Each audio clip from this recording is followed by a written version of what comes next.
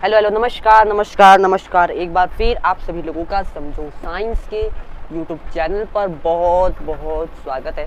तो गाइज तो बच्चों देखो, क्लास 10th का साइंस का चैप्टर नंबर 2 आज हम स्टार्ट करेंगे, जो कि है एसिड बेसिस एंड साल्ट।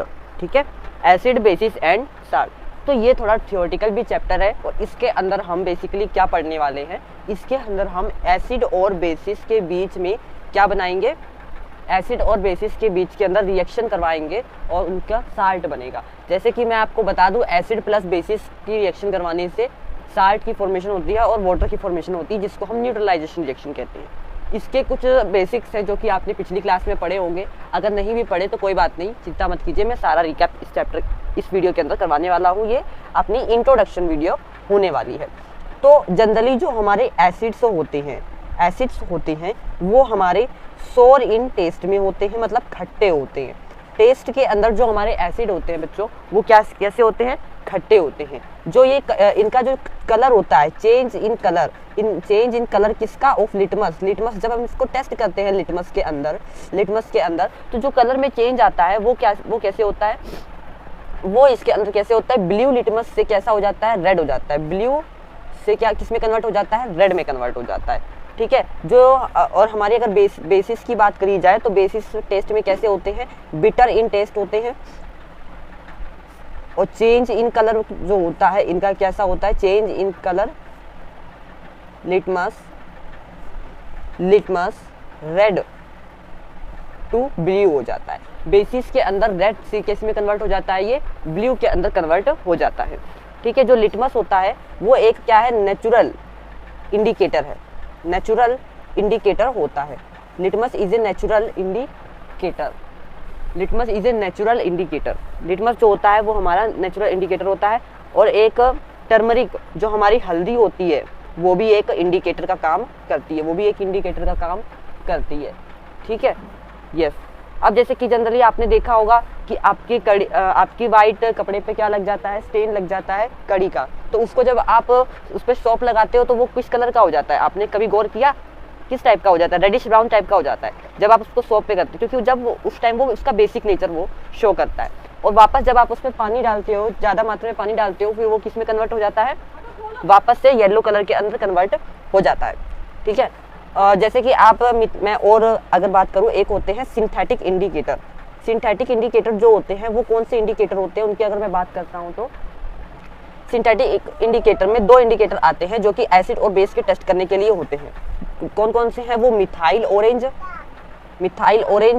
और फिनोल्फथैलिन।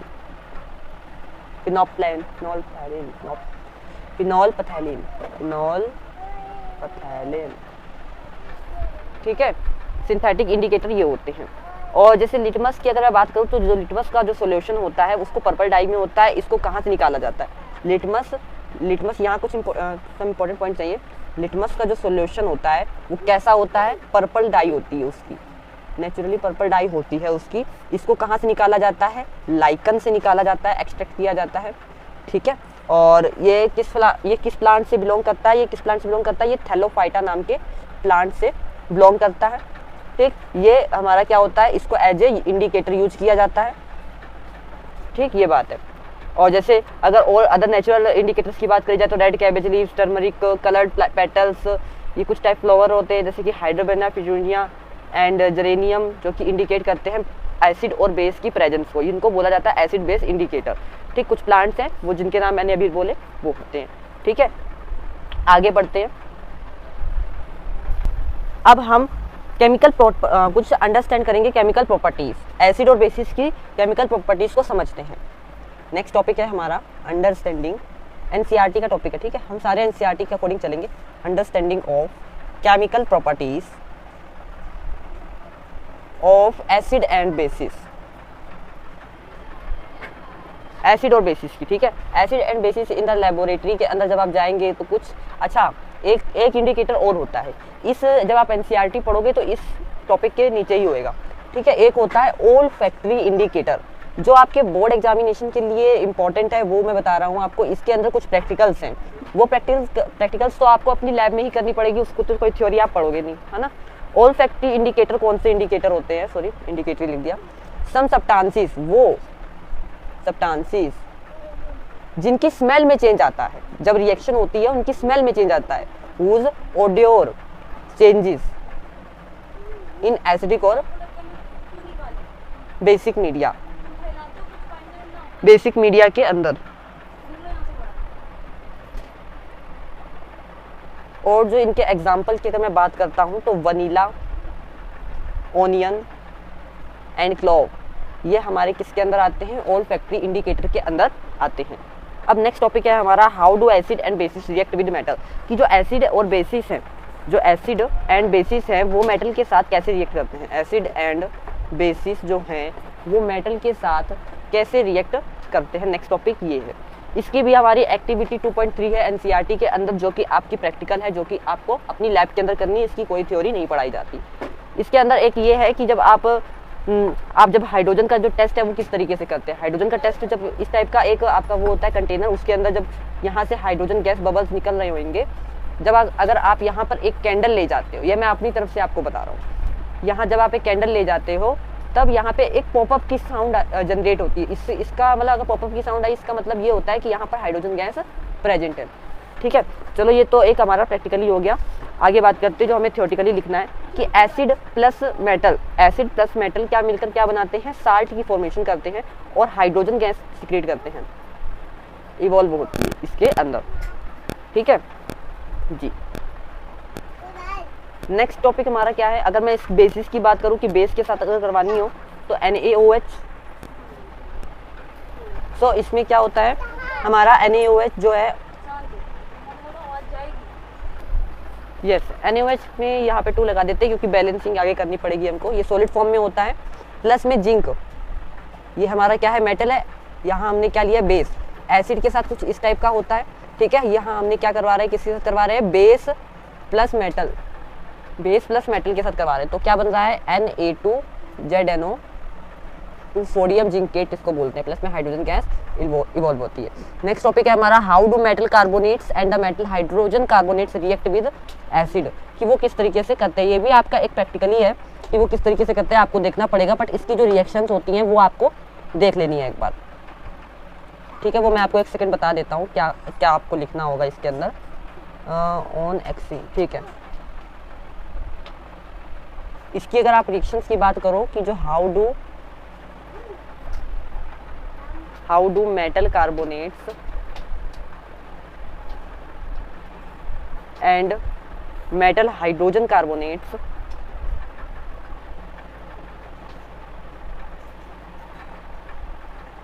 रिएक्ट विद एसिड्स, की किस तरीके से एसिड के साथ ये क्या एक्ट करते हैं।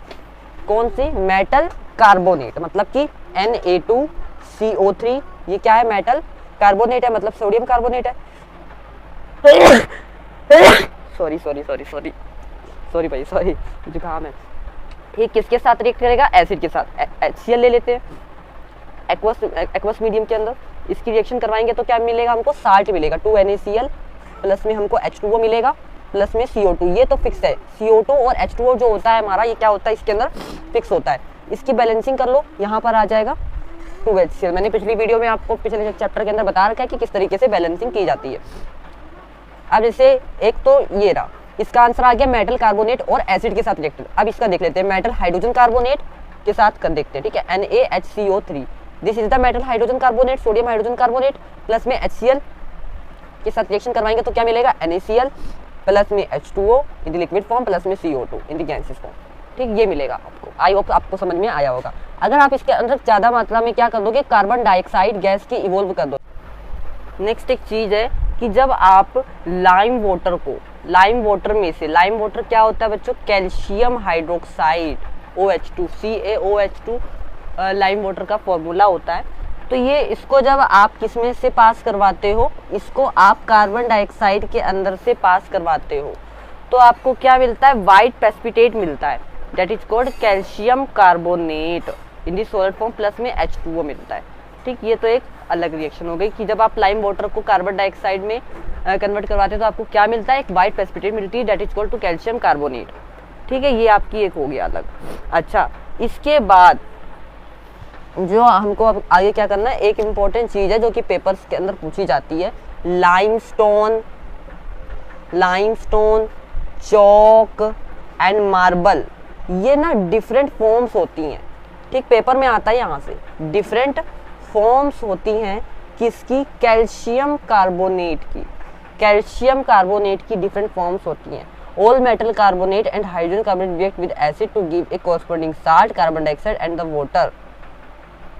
ठीक, ये समराइज करवा दिया आपको मैंने कि मेटल कार्बोनेट हो या मेटल हाइड्रोजन कार्बोनेट हो, प्लस में अगर एसिड के साथ रिएक्शन करवाई जा रही है तो क्या मिलता है आपको, साल्ट मिलता है, प्लस में CO2 मिलती है, प्लस में H2O मिलता है। ये बात ध्यान कर लो, ठीक है। यस, आगे लास्ट टॉपिक आज का पढ़ते हैं, फिर उसके बाद इस लेक्चर को ओवर करते हैं। ये थोड़ा सा इंट्रोडक्शन लेक्चर ना होके पूरा एक टॉपिक चैप्टर ही बन गया मतलब पूरा टॉपिक पढ़ा दिया मैंने। चलो कोई बात है, अच्छी बात है। हम इसके बाद अब पढ़ते हैं, एक रिएक्शन होती है डेट इज कॉल्ड, जो कि मैंने आपको स्टार्टिंग में भी बताई थी, न्यूट्रलाइजेशन रिएक्शन। भाई स्पेलिंग में कुछ मिस्टेक हो तो माफ़ करना भाई, चेक कर लेना अपने आप, ठीक है। बेस के साथ एसिड प्लस बेस, ये है बेस, प्लस में HCl इज द एसिड के साथ रिएक्शन करवाओगे तो क्या मिलेगा, Na, इधर से Cl, OH एंड H क्या मिलके क्या बना देगा, H2O in the liquid form. ये एक बस फॉर्म में होगा, ठीक है। ये वीडियो बंद हो गई थी, एकदम से स्पेस का कारण पड़ गया था। चलो कोई बात नहीं, न्यूट्रलाइजेशन रिएक्शन मैंने पढ़ा दी, इसकी मैंने नीचे रिएक्शन लिखवाई है। द रिएक्शन जो एसिड और बेस मिला के क्या मिलता है, साल्ट मिलता है और पानी मिलता है, इसको बोलते हैं न्यूट्रलाइजेशन रिएक्शन। ठीक, ठीक है, ठीक। इसके अंदर क्या होता है, reaction with metallic oxide and acid के साथ देखना है, ठीक है। मेटेलिक ऑक्साइड और एसिड के साथ जो रिएक्शन होती है उसमें क्या होता है, मेटल का ऑक्साइड होता है, प्लस के अंदर क्या होता है, एसिड होता है, दोनों मिलकर क्या बना लेते हैं, साल्ट एंड वाटर बना लेते हैं। ठीक, इसका ये हो गया मेटल ऑक्साइड।